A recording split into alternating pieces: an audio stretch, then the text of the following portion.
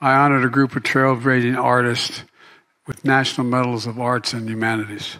The group included groundbreaking Asian Americans like Vera Wang and Joan Ching Gangnam, I'm going to pronounce it right,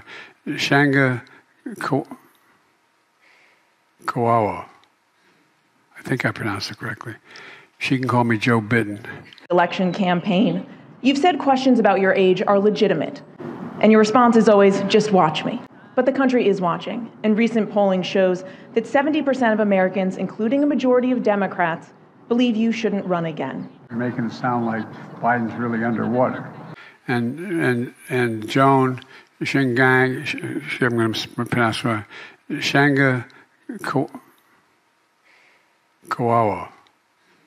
I think I pronounced it correctly. First, we just launched a new website, flightsright.gov. Flightsright.gov. I've never won an Academy Award.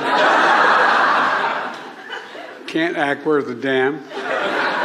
Can't sing, can't dance. Can't do much of anything. As we approach Memorial Day this weekend, and Memorial Day weekend, I'm rushing it. And God bless you all. May God protect our troops. Thank you.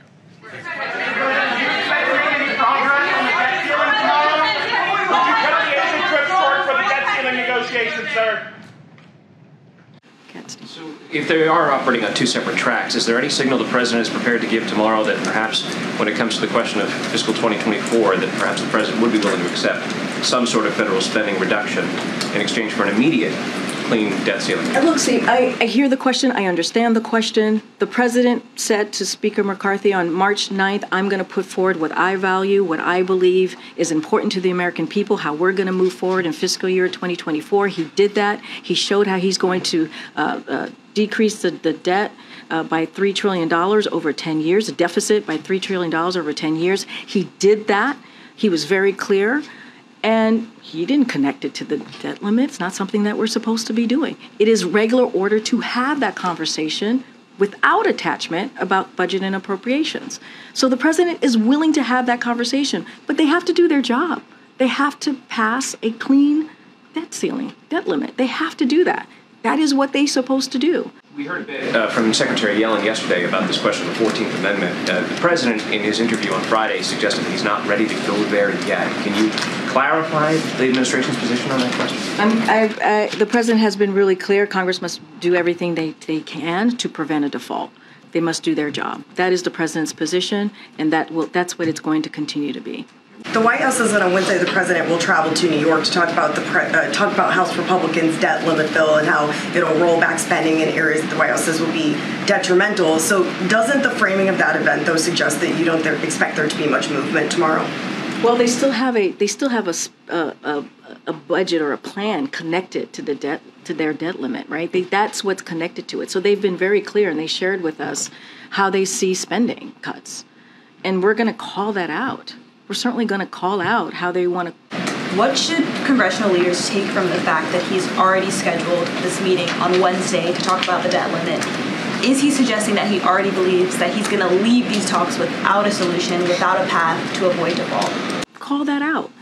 Nothing new, nothing different. They're going to have a conversation tomorrow. He's going to make clear where he stands on the Congress making sure that they do their job, do their constitutional duty. We'll see what happens. Speech suggests that he thinks that they're not going to find a way to separate those two or to avoid default. I'm not going to get ahead of a meeting that's scheduled for 4 p.m. tomorrow. I'm just not. I've been very clear what the president's going to do, what he's going to focus on, what he's going to make sure and make very loud and clear. What he said to you, he's going to say it to them in the Oval Office. Congress must do their job. Is there anything that the Republicans have proposed that the president would be open to?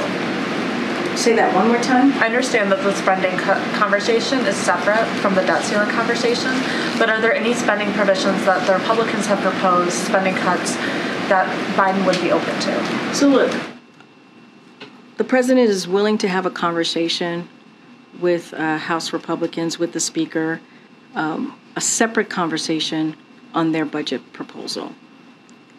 So we'll have that conversation at some point. What he wants to make sure is that the debt limit gets taken care of.